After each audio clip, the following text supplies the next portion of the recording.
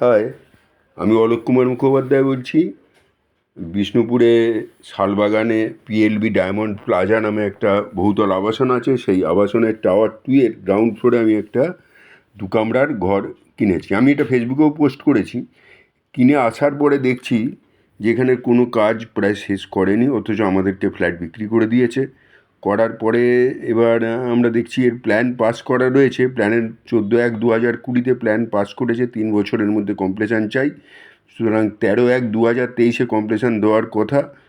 এই জমিটার মালিক হচ্ছে কার্তিক কুণ্ডু, এই বিষ্ণুপুরে এই কাটানধারে বাড়ি, ভদ্রলোক অনেক ভদ্র। আর যে নির্মাণকারী সংস্থা সে হচ্ছে PLB developers consultants private limited. এটা বাগুইআটিতে দেশবন্ধু নগরে এদের অফিস।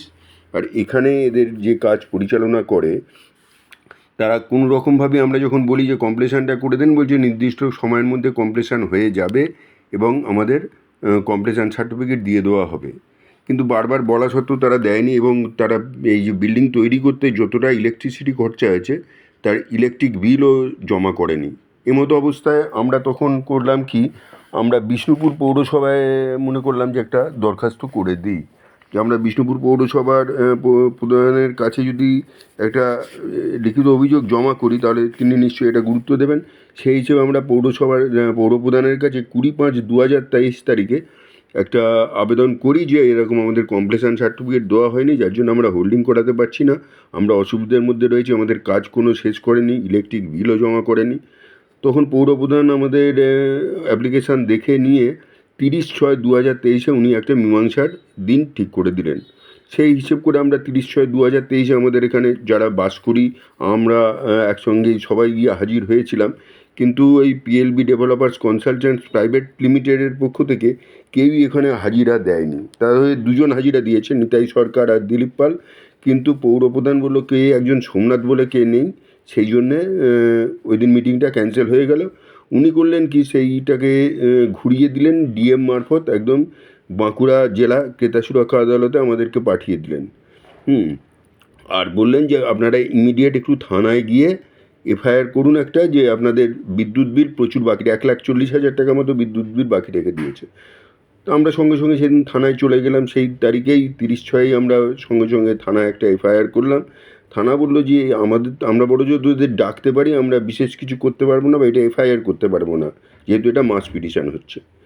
ঠিক আছে, আমাদের ওখান থেকে করে দিল ক্রেতা সুরক্ষা আদালতে। এবার ক্রেতা সুরক্ষা আদালতের থেকে আমাদের চিঠি করলো, করে সেখানে আমাদের একটা মেডিটেশানের সুযোগ করে দিল কি 19/7/2023 মেডিটেশান হয়ে যাবে, আপনারা চলে আসুন। আমরা গেলাম, কিন্তু পিএলবি ডেভেলপার্সের পক্ষে কেউই হাজির হলো না। তখন ওরা বললো যে আপনারা এটা সরাসরি কেসে চলে যান। ঠিক আছে, আমরা তখন একজন উকিলকে ঠিক করলাম, করে আমরাও কেসের জন্যে আপিল করলাম। করতে আমাদের কেসটা গ্রাহ্য হলো এবং আমাদের অ্যাপিয়ারিংয়ের ডেট দিয়ে দিল 18/9/2023।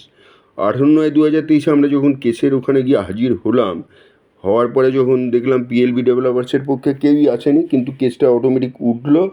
ওঠার পরে হিয়ারিংয়ে ওখানে জজ সাহেব বলে দিলেন কি, যেহেতু আপনাদের ডিড অফ কনভেন্স হয়ে গেছে সেই জন্য আপনাদের সঙ্গে এগ্রিমেন্টের কোনো আর ভ্যালু থাকছে না। সুতরাং আমাদের সঙ্গে যে চুক্তি হয়েছিল, আমাদেরকে এই জেনারেটর দেওয়া হবে, তারপরে সিকিউরিটি রুম একটা করে দেওয়া হবে, তারপরে চিলড্রেন্স পার্ক থাকবে, ওসব তো নেই।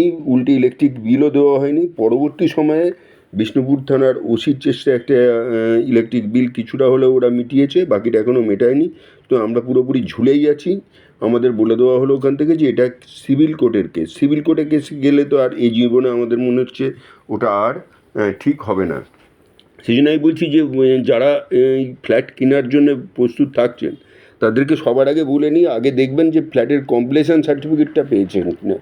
কমপ্লিশন সার্টিফিকেট যদি আপনাদের হাতে না দেয় তাহলে আপনারা ফ্ল্যাট ওনার্স অ্যাসোসিয়েশন গঠন করতে পারবেন না এবং কোনো কাজই করতে পারবেন না। এবং বিদ্যুৎ বিল যেটা ইলেকট্রিক, যেটা কমন ওয়েজেসের জন্য যে ইলেকট্রিক বিল, সেটাও হচ্ছে কমন ওয়েজেসের জন্য যে ইলেকট্রিসিটি মিটার নেওয়া হবে, সেই মিটারও আপনারা নিজেদের নামে নিতে পারবেন না। মিটার থেকে যাবে জমির মালিকের হাতে।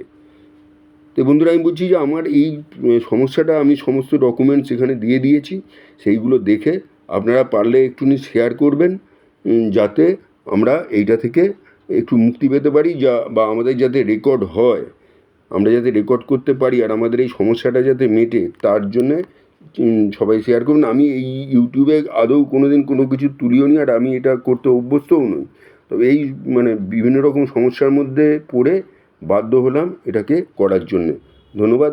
আশা করি সবাই একটু সহযোগিতা করবেন যাতে আমাদের এই সমস্যাটাকে মুক্তি পেতে পারি, এবং আমাদের যাতে বিল্ডিংয়ের পুরো কাজ ওরা কমপ্লিট করে দেয়। ওরা কাজ একদম মাঝপথে ছেড়ে দিয়ে চলে গেছে, ছাদে কিচ্ছু করেনি, না কোনো জায়গায় কিছু কাজ করেন। যার ঘরগুলো বিক্রি করা হয়েছে আর ওরা ছেড়ে দিয়ে বেরিয়ে পড়েছে।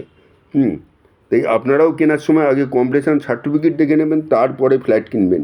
নয়তো কিন্তু এই চক্করে পড়ে যাবেন, আর কোনো দিনই আপনাদের নিজেদের নামে রেকর্ড করাতে পারবেন না, হোল্ডিং নাম্বার পাবেন না, মানে আর কোনো কাজই এগোবে না, ঝুলে বসে থাকবেন। এইভাবেই সবাই বসে রয়েছে। তাই পারলে আমারটা একটু শেয়ার করবেন যাতে আমরা এই সমস্যা থেকে মুক্তি পেতে পারি। সেই জন্য আমি মুখ্যমন্ত্রীর দৃষ্টি আকর্ষণ করার চেষ্টা করছি। সবাইকে অনেক অনেক ধন্যবাদ আমার ভিডিওটি শেষ পর্যন্ত দেখার জন্যে।